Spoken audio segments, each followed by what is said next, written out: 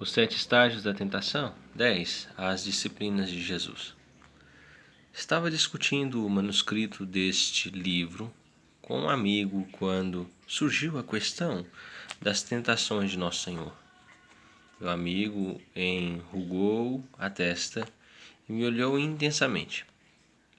Você acha, ele perguntou, que Jesus realmente lutou contra as tentações como nós lutamos? Você acha que não foi assim tão difícil para ele? Rebatendo a bola, perguntei: o que você acha?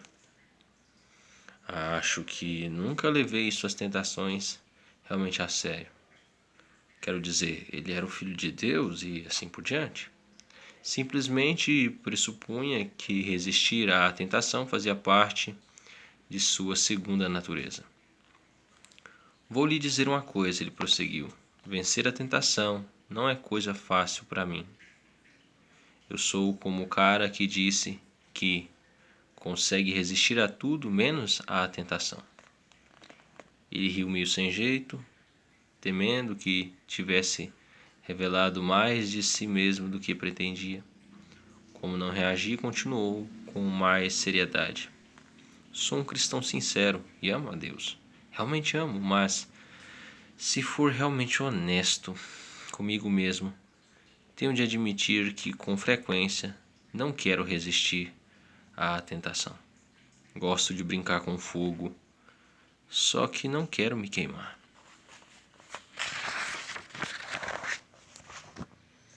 Nossa conversa derivou para outros assuntos enquanto a noite caía.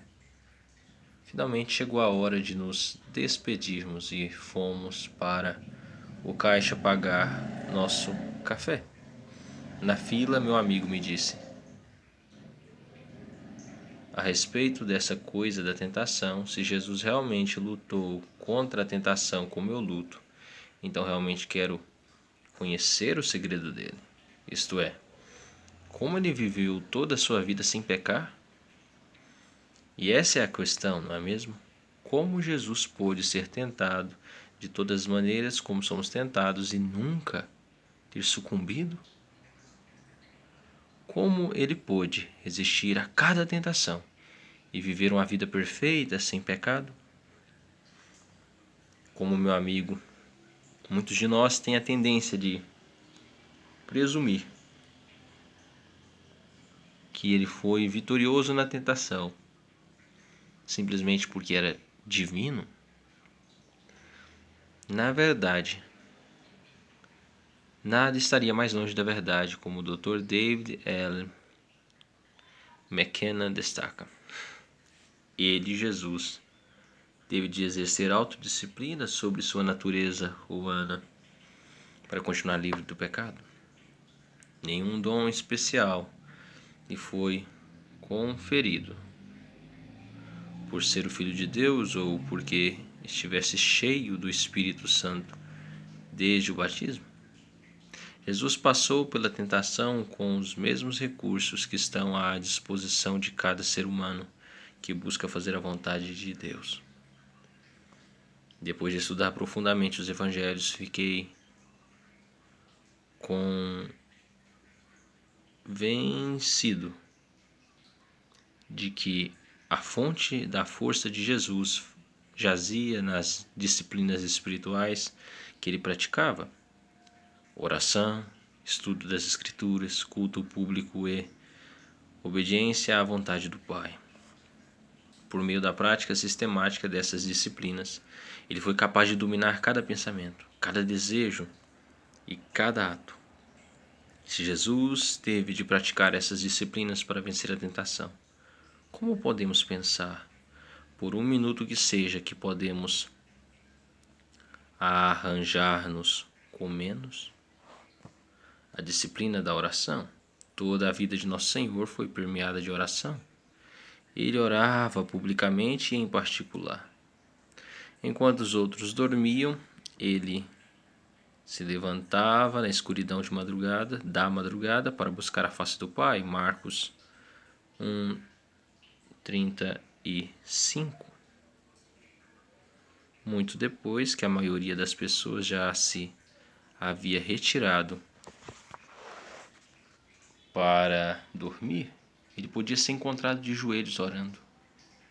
Com frequência ele fugia para as montanhas para orar, Marcos 6,46. E se não nas montanhas no Getsemane, como era seu costume, Lucas 22, versículo 39.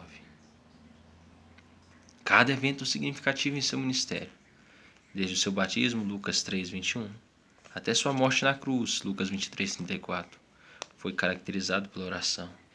Quando chegou o momento de escolher os 12, ele passou toda a noite em oração, Lucas 6,12.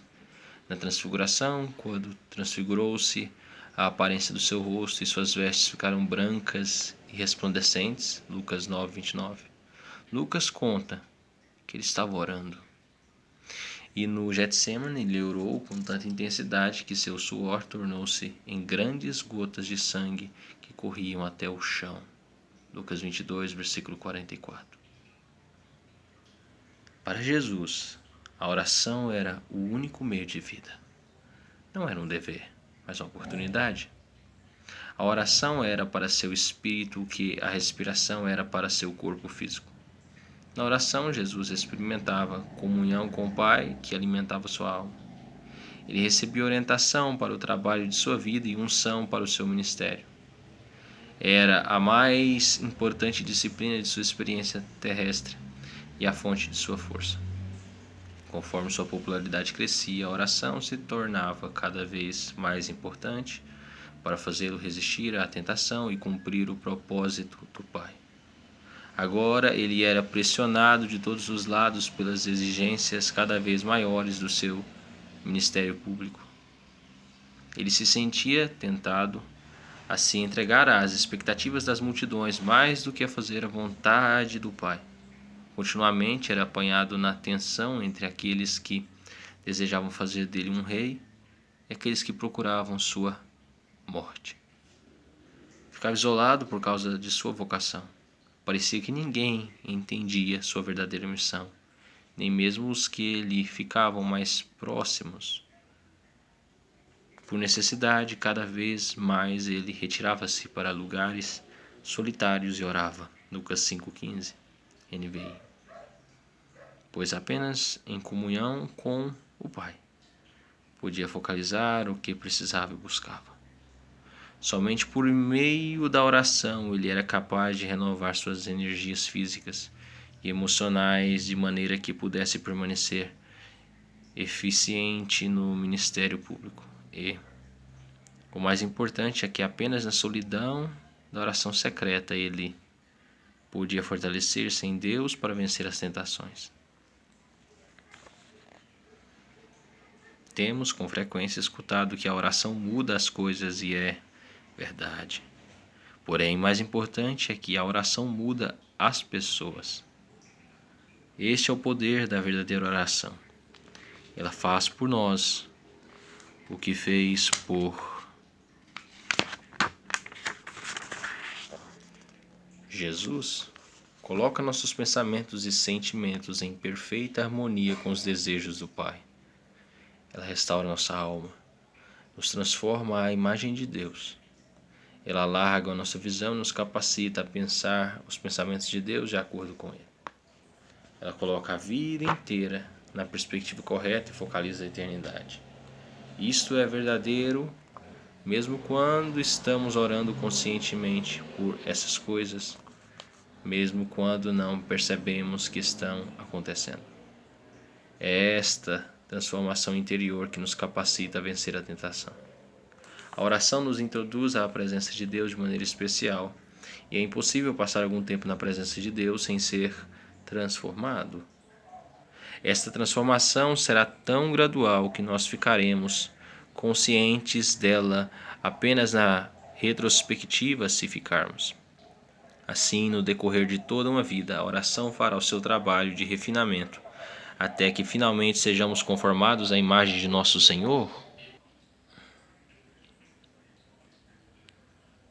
Às vezes, entretanto, a transformação pode ser tão profunda que aparece imediatamente. Nós talvez não tenhamos consciência dela pessoalmente, mas para aqueles que nos conhecem, ela será óbvia. Foi o que aconteceu a Moisés no Monte Sinai. quando ele retornou, depois de passar 40 dias e 40 noites na presença de Deus. Seu rosto brilhava com a glória do Senhor, embora estivesse totalmente inconsciente disso. Arão e todos os israelitas puderam vê-lo claramente, Êxodo 34, versículo 28 a 35. Quanto a nós mesmos, não estamos falando a respeito de uma transformação física, mas de uma transformação de caráter. Quando conscientemente passamos algum tempo com Deus, somos transformados de dentro para fora. Ou, nas palavras de um pregador do interior, Deus está mudando nossos quereres. Pelo poder do seu Espírito, Deus está escrevendo suas leis em nossas mentes e em nossos corações. Hebreus 8:10. E quando continuamos contemplando sua glória, somos transformados de glória em glória na mesma imagem como pelo Espírito do Senhor, 2 Coríntios 3:18. Porque Jesus fez da oração a prioridade. Sua vida foi centralizada em Deus, em vez de ser egocentralizada. Sua paixão era fazer a vontade daquele que me enviou e realizar a sua obra. João 4:34. Isso era evidente em tudo o que ele fazia. As palavras que Jesus falava eram as palavras do Pai, João 12:49. Sobre seu ministério, ele disse: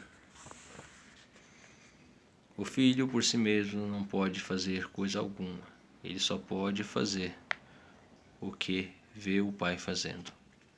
Porque tudo que o Pai faz, o Filho faz igualmente. João 5:19. Sua vida era impulsionada por um propósito e, embora isso não o tornasse imune à tentação, minimizava o seu impacto. E sendo centralizado em Deus, em vez de egocentralizado, ele foi capaz de vencer todas as tentações. A disciplina das Escrituras. A disciplina subjetiva da oração. Jesus acrescentou a disciplina objetiva das Escrituras. No período do Novo Testamento, as sinagogas eram inúmeras e desempenhavam determinadas funções na vida comunitária dos judeus, inclusive ensinar as crianças. Foi ali que Jesus, com toda probabilidade, aprendeu a ler e se familiarizou com as Escrituras. Que ele estudava as Escrituras, nós sabemos, não por referência direta, mas por inferência. Enquanto os evangelhos dão uma visão detalhada da vida de oração de Jesus, silenciam quanto aos seus hábitos de estudo. Contudo, é evidente que ele foi um estudioso da palavra. Com a idade de 12 anos, era tão versado nas Escrituras que foi capaz de deixar admirados os mestres no templo durante 3 dias. Lucas disse: todos os que o ouviam admiravam-se da sua inteligência e respostas. Lucas 2:47. Depois de sua ressurreição, ele passou um dia inteiro expondo as Escrituras a 2 discípulos desesperados que viajavam de Jerusalém para Emaús. Ó, nécios e tardios de coração para crer em tudo o que os profetas disseram. Não era necessário que o Cristo padecesse essas coisas e entrasse na sua glória? E começando por Moisés e por todos os profetas, explicou-lhes o que deles se achava em todas as Escrituras. Lucas 24, do versículo 25 até o versículo 27. Em inúmeras ocasiões, Jesus citou os Salmos e os profetas, especialmente Isaías, Mateus 15, do versículo 7 ao 9. Seus ensinamentos eram entrelaçados com referências à lei e aos profetas. Ele mencionou o julgamento de Sodoma e Gomorra, Mateus 10:15. Referiu-se aos dias de Noé, Lucas 17:26. Falou do sinal do profeta Jonas, Mateus 12, versículo 39 a 41. E usou o exemplo de Davi comendo os pães da proposição, Mateus 12, versículo 1 a 8. Ninguém poderia ensinar dessa maneira se não tivesse a mente impregnada das sagradas Escrituras? Podemos apenas concluir que, sendo produto de um lar judeu zeloso, Jesus memorizava as Escrituras desde a mais tenra infância. Sem dúvida, essa era uma disciplina que ele continuou aplicando ao longo de sua vida. Como salmista, ele podia dizer: escondi a tua palavra no meu coração para eu não pecar contra ti. Salmo 119, versículo 11. Sua capacidade de expor as Escrituras era legendária. Repetidas vezes deixou as multidões admiradas com seu conhecimento da lei e com a sua sabedoria. Todos lhe davam testemunho e se maravilhavam das palavras de graça que saía da sua boca. Lucas 4, 22. Admiravam-se da sua doutrina, porque a sua palavra era com autoridade. Lucas 4, 32. Era óbvio a todos que o ouviam que ele tinha conhecimento direto das coisas a respeito das quais falava. Ainda mais importante é o que o estudo constante das Escrituras fizeram por Jesus pessoalmente. Vivendo a palavra, Jesus fortaleceu sua alma contra o ataque do inimigo. E quando as tentações vieram, ele estava preparado. Sem vacilar, defendeu-se com a palavra. Cada vez que Satanás o tentou, ele disse: está escrito. Lucas 4:4. E a seguir citou a refutação. Se ele confiasse em seus próprios recursos de lógica e força de vontade, sem dúvida teria falhado. A humanidade, por mais forte ou boa que seja, nunca constitui paralelo, não constitui páreo para o maligno. Apenas a palavra de Deus tem autoridade de resistir ao poder de Satanás. Quando pregava em Porto Rico há alguns anos, conheci uma maravilhosa senhora cristã que era simplesmente chamada de a Negra Eve. Quando jovem, ela se havia mudado com seus pais de San Juan para o Harlem espanhol, onde sua vida foi de mal a pior. Logo, se viciou em drogas e foi forçada a recorrer à prostituição para sustentar o vício. Durante anos, viveu um verdadeiro pesadelo em um mundo onde nada mais importava além da próxima dose. Seus companheiros eram cafetões, prostitutas e viciados em drogas, como ela mesma. Para ela, nada era melhor do que viajar com seus amigos. Com bastante frequência, ficava inconsciente, às vezes por 2 ou 3 dias seguidos. Depois de um desses episódios, ela voltou à realidade apenas para descobrir que sua única filha, um bebezinho com menos de 1 ano de idade, estava morta. Por mais que tentasse, não conseguia relembrar o fim de semana. Não tinha absolutamente ideia nenhuma de como ou por que sua filha havia morrido. Depois de uma investigação policial, foi acusada de homicídio. Contudo, antes de ser julgada, sofreu um colapso mental completo. Finalmente, foi colocada em um hospital do governo para criminosos dementes, onde permaneceu em estado catatônico. Não sei como um pastor local ficou sabendo de sua situação e se sentiu compelido pelo Senhor a visitá-la. Suas primeiras tentativas foram completamente repelidas pela administração do hospital, mas ele se recusou a desistir. Por fim, sua persistência foi recompensada e ele obteve permissão para visitá-la durante 30 minutos por dia. Quando entrou no quarto dela pela primeira vez, mal sabia o que fazer. Eve estava sentada em uma cadeira, parecendo um zumbi, olhando para o nada com os olhos parados. Ela não respondeu à sua saudação, nem demonstrou de alguma forma que percebia sua presença. Desesperado, ele abriu a Bíblia e começou a ler as Escrituras para ela. Embora fosse uma experiência depressiva, ele voltou no dia seguinte, e no outro dia depois, e todos os dias, durante 6 longos meses. Nenhuma vez durante todo esse tempo a condição de Eve se alterou. Ela continuou olhando através dele, como se ele não estivesse ali. E se ouvia as Escrituras, que ele lhe lia tão fielmente, nunca demonstrou de forma alguma. Um dia de manhã, no 7º mês, ele percebeu uma lágrima brilhando na face de Eve quando terminou a leitura. Só isso, apenas uma lágrima, mas fez o seu coração disparar. A parede fora rachada. A palavra de Deus havia penetrado em seu coração. Embora estivesse trancada em uma masmorra de trevas, a luz do Senhor a encontrou. A palavra terapêutica que o pastor havia plantado e tão fielmente regado estava germinando, como uma folhinha de capim, forçando o seu caminho através de uma fenda na calçada de concreto. Agora forçava caminho para a superfície de sua vida.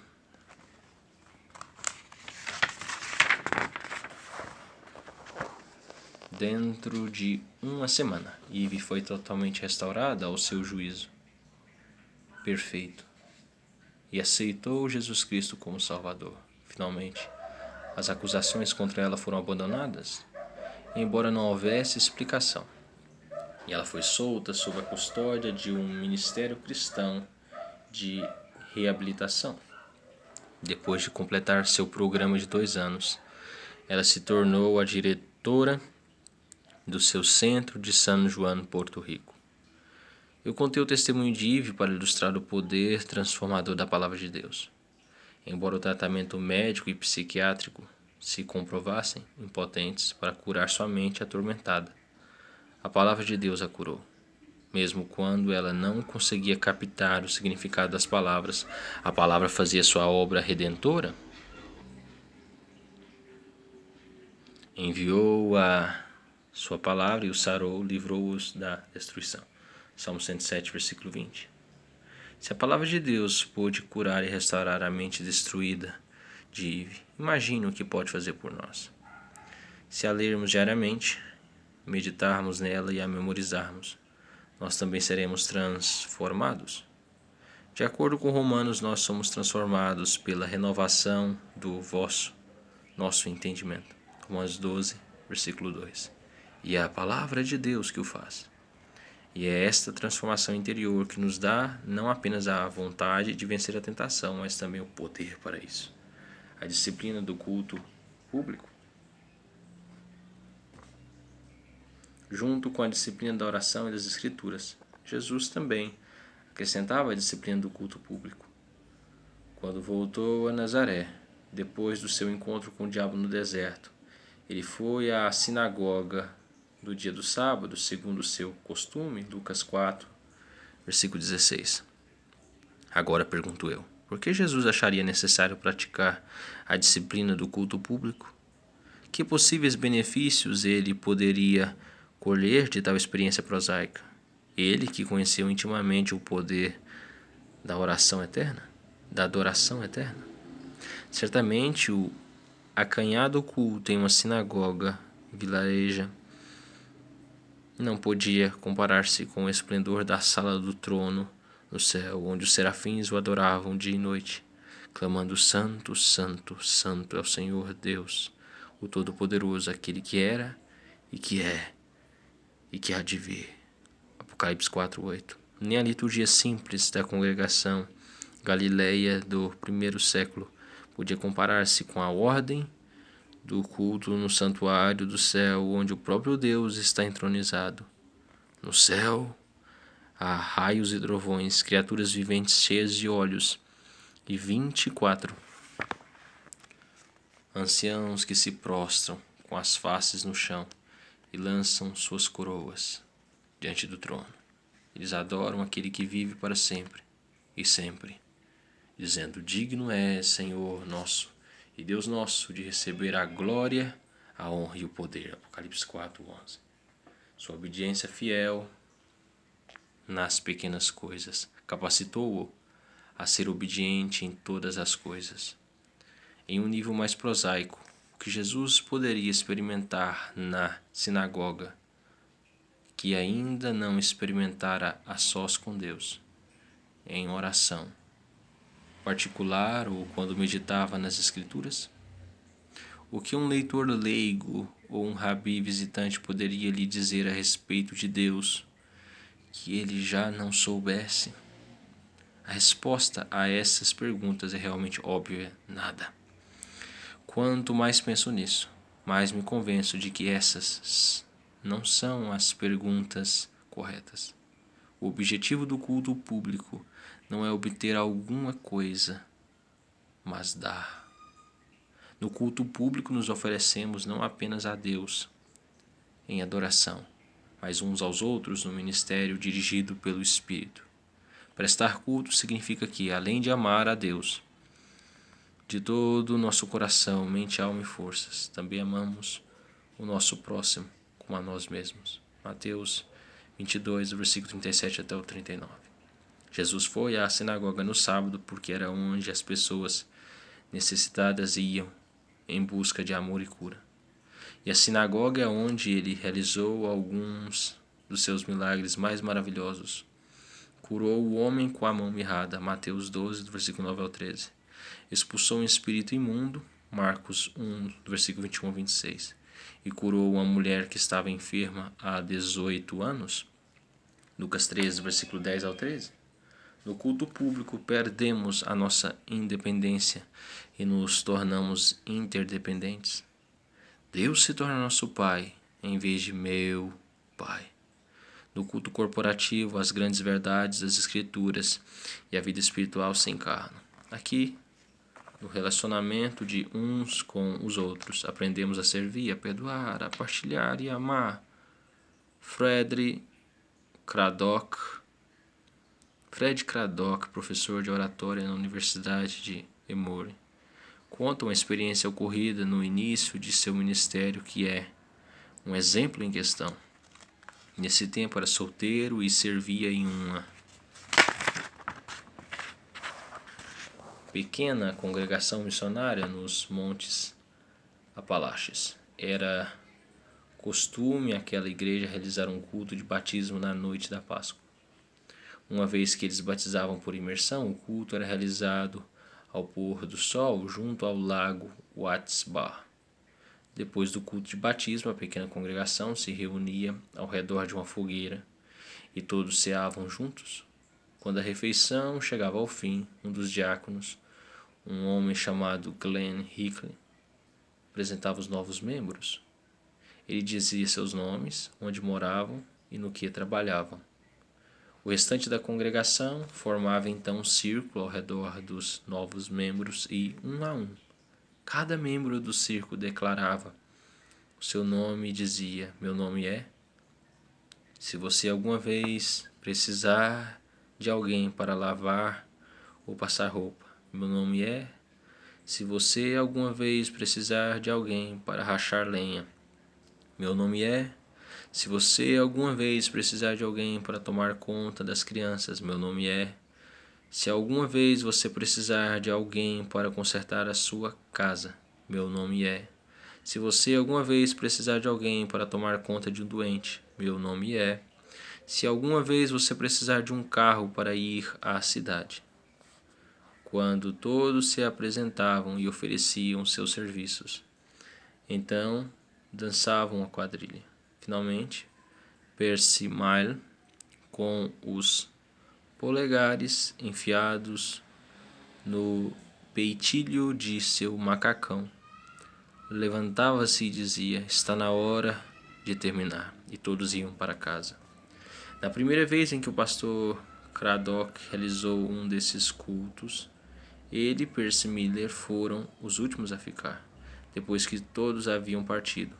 Eles ficaram no escuro esperando o fogo se extinguir. Craddock Miller ponderou: é assim que as pessoas se aproximam. Quando o ouvi contando essa história, ele concluiu dizendo: naquela pequena comunidade, eles tinham um nome para isso. Tenho ouvido isso em outras comunidades também. Nessa comunidade, o nome era igreja. Eles chamavam a isso de igreja. O que tudo isso tem que ver, você talvez esteja pensando: o que isso tem a ver com a vitória sobre a tentação? Mais do que poderia imaginar. embora se relacione com a tentação mais indiretamente do que diretamente. Lembre-se de que, na verdade, existe apenas uma tentação: a tentação de preferir a minha vontade à vontade de Deus. Portanto, qualquer disciplina que exija de mim colocar Deus e outros acima de mim, como no culto público, prepara-me para o momento da tentação.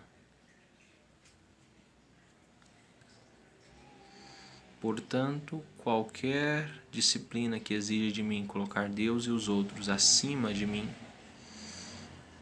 como no culto público, prepara-me para o momento da tentação. Quando aprendo a preferir Deus e os outros antes que a mim mesmo no ambiente espiritual do culto, fico mais bem preparado para fazer a mesma escolha na hora da tentação. A disciplina da obediência. A disciplina da oração, das Sagradas Escrituras, do culto público, Jesus acrescentou a disciplina da obediência. Embora cada disciplina seja vitalmente importante para a sua vida espiritual, nenhum atinge o centro da tentação da mesma forma que a disciplina da obediência. Por meio da disciplina da obediência, Jesus lida diretamente com as raízes da tentação, colocando sua vontade humana em submissão à vontade de Deus. A obediência foi um comportamento aprendido até mesmo para Jesus. Ele aprendeu a ser obediente ao Pai, sendo obediente a seus pais na terra. Depois do episódio do templo, quando Jesus tinha 12 anos de idade, ele retornou a Nazaré com seus pais e era desobediente. Lucas 2:51. Consequentemente, ele crescendo em sabedoria, estatura e graça diante de Deus e dos homens. Lucas 2:52. A obediência não surgiu naturalmente na natureza humana de Jesus. Embora sendo filho, aprendeu a obediência por meio daquilo que sofreu. Hebreus 5:8, grifo do autor. Pouco a pouco, ele dominou a disciplina da obediência. Primeiro como criança, depois como adolescente e finalmente como adulto. Sua obediência fiel nas pequenas coisas capacitou-o a ser obediente em todas as coisas. A chave para vencer a tentação é o modo como vivemos nossas vidas antes da tentação chegar. Embora tenha existido muitos pontos críticos durante toda a sua vida, momentos em que um simples ato de desobediência poderia ser descarrilado o plano da redenção, nenhuma experiência foi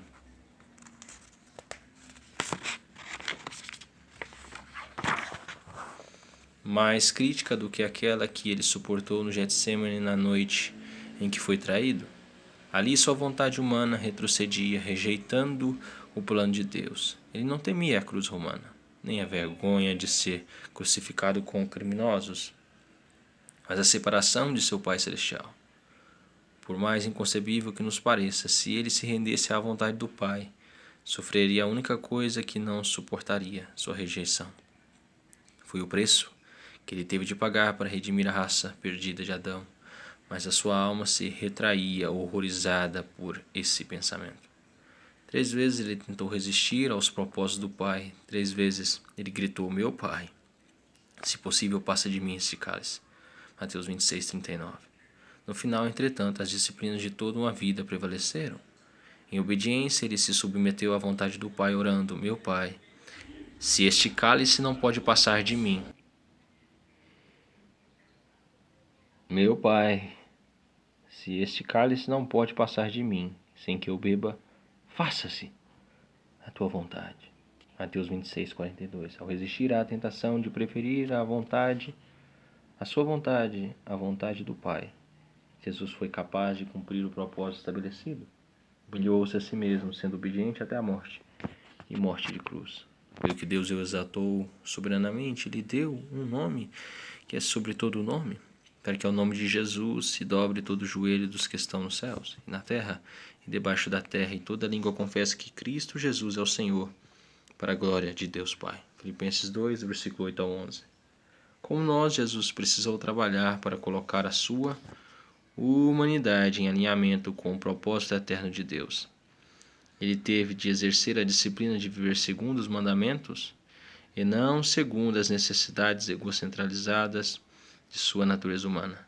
Mas, por causa disso, foi capaz de vencer todas as tentações e suportar a cruz, tornando-se autor e consumador da nossa fé. Hebreus 12, 2. As disciplinas espirituais que Jesus praticava não o capacitaram por si mesmas a vencer a tentação e viver uma vida sem pecado. Deus forneceu o poder que capacitou Jesus a vencer. As disciplinas foram simplesmente o veículo por meio do qual esse poder foi transferido do Pai para o Filho. Quando procuramos ser semelhantes a Cristo, as disciplinas da oração, da palavra, do culto público e da obediência tornar-se-ão cada vez mais importantes para nós. Nesse ponto, provavelmente, encontraremos uma nova tentação. Seremos tentados a considerar as disciplinas como a fonte de nossa força. Elas não são a fonte. E, de fato, têm valor apenas como meios de nos aproximar de Deus. O Cristo vivo é a nossa força. As disciplinas são simplesmente meios pelos quais abrimos as comportas de nossos recursos inexauríveis. A chave para vencer a tentação é o modo como vivemos nossas vidas antes que a tentação nos assalte. Se esperarmos até o inimigo nos encurrale para então apelar para a força de Cristo, com toda probabilidade cairemos. Em vez disso, devemos diariamente nutrir-nos de sua força para podermos enfrentar a tentação de uma posição de força espiritual em lugar de fraqueza. Mesmo então, provavelmente, precisaremos de uma infusão de poder espiritual para poder vencer. Mas pelo menos saberemos onde encontrar essa ajuda, tendo-nos habituado a procurá-la diariamente. Esse é o valor das disciplinas. Aprofundamento do capítulo, refletindo nele. 1. Faça um cuidadoso inventário da frequência com que tem praticado as 4 disciplinas espirituais em sua vida nas 2 últimas semanas para estabelecer um panorama de seu atual nível de atividade. Qual é a expectativa realista de melhorar em cada uma dessas áreas? Então vamos lá. Disciplina da oração. Escreva aí no papelzinho, se quiser deixar nos comentários como está a sua vida de oração, leitura da palavra, o culto público e obediência. 2. Quanto tempo você passa em oração enquanto você quer melhorar o seu período de oração? Quanto tempo você passa orando? E você pretende melhorar ou já se dá por satisfeito? 3. Que porção da palavra de Deus você gostaria de conhecer melhor? Os evangelhos, a igreja do Novo Testamento, a vida dos apóstolos, etc. Então, que parte da palavra de Deus você gostaria de aprofundar? Tem alguma passagem que você tem dúvidas, etc. 4. Você precisa melhorar a sua frequência nos cultos regulares da igreja? Domingo de manhã, escola dominical, domingo à noite ou no meio da semana? E 5. Anote todos os meios pelos quais você tem sido obediente a Deus. Então reserve um momento e expresse seu louvor com uma palavra de gratidão a Deus. Em que áreas de sua vida você poderia tornar-se mais obediente? Então escreva sobre obediência. Anote os meios pelos quais você tem sido obediente a Deus. Então escreva naquilo que você já obedece e reserve um momento para louvar a Deus, agradecê-lo, e escreva em que áreas da sua vida você poderia se tornar mais obediente. Então, você não precisa escrever nos comentários desse vídeo, você pode usar um papelzinho, depois você pode usar isso para fazer suas orações. É bom ter as anotações de todos os aprofundamentos de todos os capítulos desse livro, porque pode se tornar um valioso compêndio, conjunto de estudos bem particulares, bem específicos para você, usando a palavra de Deus nas áreas que você é forte, nas áreas que você é fraco, para que você possa crescer na graça e no conhecimento do Senhor Jesus Cristo. Espero que tenha sido proveitoso e agradável esse vídeo. Até o próximo.